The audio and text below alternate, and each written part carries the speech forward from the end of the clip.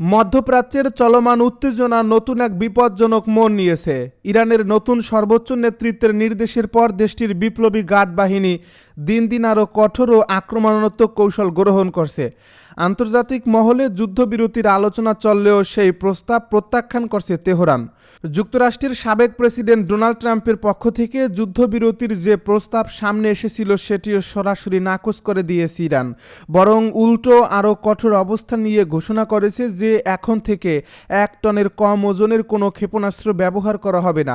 এই ঘোষণার পরপরই শক্তিশালী ক্ষেপণাস্ত্র হামলার নতুন ধারা শুরু হয়েছে, যার সবচেয়ে বড় আঘাত পড়ছে ইসরায়েলের উত্তরাঞ্চলে। গত কয়েক রাত ধরে উত্তর ইসরায়েলের আকাশে একের পর এক বিস্ফোরণের শব্দ শোনা যাচ্ছে। বাসিন্দাদের রাতের ঘুম প্রায় হারাম হয়ে গেছে অবিরাম সতর্ক সংকেত আর বিস্ফোরণের আতঙ্কে। ইরানের বিপ্লবী গার্ড বাহিনী রাতভর একাধিক শক্তিশালী ক্ষেপণাস্ত্র ছুড়ে ইসরায়েলের বিভিন্ন স্থাপনায় আঘাত এনেছে বলে দাবি করা হচ্ছে। স্থানীয় সূত্র বলছে, কিছু এলাকায় এতটাই তীব্র হামলা হয়েছে যে পুরো এলাকা ধ্বংসস্তূপে পরিণত হয়েছে।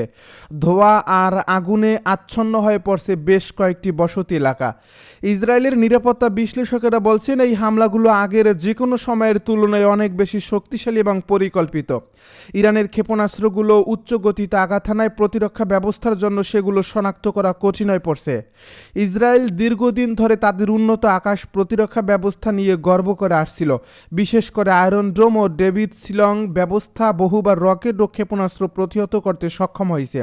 তবে সাম্প্রতিক এই হামলায় এই প্রতিরক্ষা ব্যবস্থাগুলো মারাত্মক চাপের মুখে পড়ছে বলে জানা যাচ্ছে।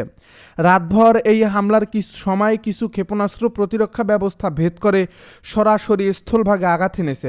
এর ফলে উত্তর অঞ্চলের বেশ কয়েকটি শহর ও আবাসিক এলাকায় ব্যাপক ক্ষয়ক্ষতির খবর পাওয়া গেছে।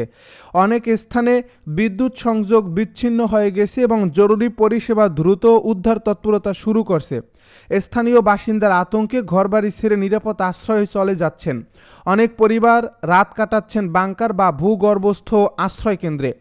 ইসরায়েলের ফায়ার অ্যান্ড রেস্কিউ বিভাগ জানিয়েছে, উত্তর অঞ্চলের একটি শহরের একটি গুরুত্বপূর্ণ স্থাপনায় সরাসরি ক্ষেপণাস্ত্র আঘাত এনেছে।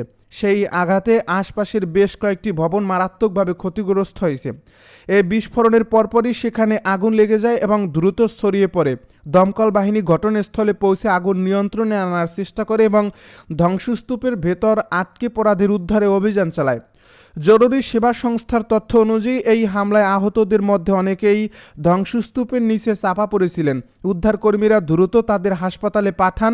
এখন পর্যন্ত অন্তত 58 জনকে চিকিৎসা সেবা দেওয়া হয়েছে বলে নিশ্চিত করেছে ইসরায়েলি কর্তৃপক্ষ। আহতদের মধ্যে কয়েকজনের অবস্থা গুরুতর বলেও জানা গেছে, তবে হতাহতের প্রকৃত সংখ্যা আরও বাড়তে পারে বলে আশঙ্কা করা হচ্ছে। ঘটনাস্থল থেকে প্রকাশিত ছবি ও ভিডিওতে দেখা গেছে ধ্বংসস্তূপের পরিণত হয়েছে একটি বহুতল ভবন। ভবনের দেওয়াল ভেঙে পড়েছে এবং আশপাশে ছড়িয়ে আছে কংক্রিটের বড় বড় টুকরো। রাস্তার উপর উল্টে পড়ে আছে ক্ষতিগ্রস্ত গাড়ি, কিছু গাড়ি আবার সম্পূর্ণ পুড়ে গেছে। পুরো এলাকা জুড়ে ধোঁয়া ও ধ্বংসাবশেষ ছড়িয়ে পড়েছে। উদ্ধারকর্মীরা ধীরে ধীরে ধ্বংসস্তূপ ছড়িয়ে ভেতরে কেউ আটকে আছে কিনা তা খুঁজে দেখছেন। ইসরায়েলি সামরিক বাহিনী জানিয়েছে, উত্তর অঞ্চলে সতর্ক সংকেত বা সাইরেন বাজানোর পরপরই তারা আকাশে ক্ষেপণাস্ত্র শনাক্ত করার চেষ্টা করে। কিন্তু কিছু ক্ষেপণাস্ত্র এত দ্রুত গতিতে আঘাত হানে যা প্রতিশোধের আগেই ক্ষয়ক্ষতি ঘটে যায়। সামরিক বাহিনীর একাধিক কর্মকর্তা বলেন, এই হামলার ধরন আগের তুলনায় অনেক বেশি উন্নত এবং তা প্রতিরক্ষা ব্যবস্থার জন্য বড় চ্যালেঞ্জ তৈরি করছে। এই পরিস্থিতির মধ্যে আরও একটি বিতর্কিত দাবি সামনে এসেছে। যুক্তরাষ্ট্রের এক সাবেক গোয়েন্দা কর্মকর্তা স্কট রিড দাবি করছেন, কয়েকদিন আগে ইরানের একটি হামলায় ইসরায়েলের প্রধানমন্ত্রী বেনিয়ামিন নেতানিয়াহু এবং তার ছোট ভাই নিহত হয়েছেন। যদিও এই দাবিকে ভিত্তিহীন ও গুজব বলে উড়িয়ে দিয়েছে ইসরায়েলের সরকার। তারা বলছে, এই ধরনের খবর উদ্দেশ্য প্রণোদিতভাবে ছড়ানো হচ্ছে যাতে বিভ্রান্তি সৃষ্টি হয়। তবে এই গুজব সামাজিক যোগাযোগ মাধ্যমে দ্রুত ছড়িয়ে পড়ছে এবং তা নিয়ে ব্যাপক আলোচনা চলছে। এখন পর্যন্ত এমন কোনো প্রমাণ সামনে আসেনি যা এই দাবিকে সত্য প্রমাণ করতে পারে। বিশ্লেষকেরা বলছেন, আধুনিক যুদ্ধের সময় তথ্যযুদ্ধ একটি বড় অস্ত্র হিসেবে উঠেছে। এর ফলে বিভিন্ন পক্ষ থেকে ভুয়া তথ্য ছড়ানোর ঘটনাও বাড়ছে। এদিকে ইরানের নতুন সর্বোচ্চ নেতা মোস্তফা খামেনি জাতির উদ্দেশ্যে প্রথম ভাষণে কঠোর অবস্থানের ইঙ্গিত দিয়েছেন। তিনি বলেন, যারা ইরানের বিরুদ্ধে যুদ্ধ চাপিয়ে দিয়েছে তাদের কঠিন মূল্য দিতে হবে। তিনি আরও বলেন, দেশের শহীদদের রক্ত বৃথা যেতে দেওয়া হবে না এবং প্রতিটি আঘাতের জবাব দেওয়া হবে আরও শক্তভাবে। তার এই বক্তব্য মধ্যপ্রাচ্যের উত্তেজনা আরও বাড়িয়ে দিয়েছে। ইরানের মিত্র বিভিন্ন সশস্ত্র গোষ্ঠীও তেহরানের পাশে থাকার ঘোষণা দিয়েছে। ইয়েমেন ও ইরাকের কয়েকটি সংগঠন বলছে তারা প্রয়োজনে সরাসরি যুদ্ধে অংশ নিতে প্রস্তুত। তাদের মতে এই সংঘাত শুধু একটি দেশের নয় বরং পুরো অঞ্চলের রাজনৈতিক ভারসাম্যের সঙ্গে জড়িত। অন্যদিকে ইরান যুদ্ধবিরতির প্রশ্নে কয়েকটি কঠোর শর্ত সামনে এনেছে বলে জানা গেছে। এই শর্তগুলোর মধ্যে রয়েছে নির্দিষ্ট সামরিক অভিযান বন্ধ করা, আঞ্চলিক নিষেধাজ্ঞা শিথিল করা এবং কিছু রাজনৈতিক দাবির স্বীকৃতি। তবে এই শর্তগুলো নিয়ে এখনও কোনো ঐক্যমতে তৈরি হয়নি, বরং এগুলো নতুন করে কূটনৈতিক চাপ বাড়িয়ে দিয়েছে। বিশ্লেষকদের মতে এখন সবচেয়ে বড় প্রশ্ন হলো এই সংঘাত কোন দিকে গড়াবে। অন্যদিকে ইরান তাদের সামরিক সক্ষমতা প্রদর্শন করে যাচ্ছে, অন্যদিকে ইসরায়েলও পাল্টা পদক্ষেপের প্রস্তুতি নিচ্ছে। আন্তর্জাতিক মহল চেষ্টা করছে পরিস্থিতি নিয়ন্ত্রণে আনতে, কিন্তু ময়দানের বাস্তবতা ক্রমেই জটিল হয়ে উঠছে। এই অবস্থায় বিশ্বজুড়ে উদ্বেগ বাড়ছে যে মধ্যপ্রাচ্যের এই সংঘাত যদি আরও বিস্তৃত হয় তাহলে তা বৈশ্বিক রাজনীতি ও অর্থনীতিতে বড় প্রভাব ফেলতে পারে। বিশেষ করে জ্বালানি বাজার, আন্তর্জাতিক বাণিজ্য এবং আঞ্চলিক নিরাপত্তা ব্যবস্থায় বড় ধরনের অস্থিরতা তৈরি হওয়ার আশঙ্কা করা হচ্ছে। ইসরায়েলি সামরিক ঘাঁটিতে ব্যাপক রকেট হামলা। লেবাননের সশস্ত্র গোষ্ঠী হিজবুল্লাহ দাবি করেছে তাদের যোদ্ধারা শুক্রবার দক্ষিণ লেবাননে একটি ইসরায়েলি সামরিক ঘাঁটিতে ব্যাপক রকেট হামলা চালিয়েছে, খবর আল জাজিরার। এই সংগঠনটি এক বিবৃতিতে জানায়, হামলাটি নতুন স্থাপিত বেলাত সামরিক ঘাঁটিকে লক্ষ্য করে চালানো হয়। হিজবুল্লাহ জানায় এই হামলাটি কুদস ডে-কে উপলক্ষে পরিচালিত আল কুদস ডে অপারেশনের অংশ, যা প্রতি বছর ফিলিস্তিনিদের প্রতি সমর্থন প্রকাশের জন্য পালিত হয়।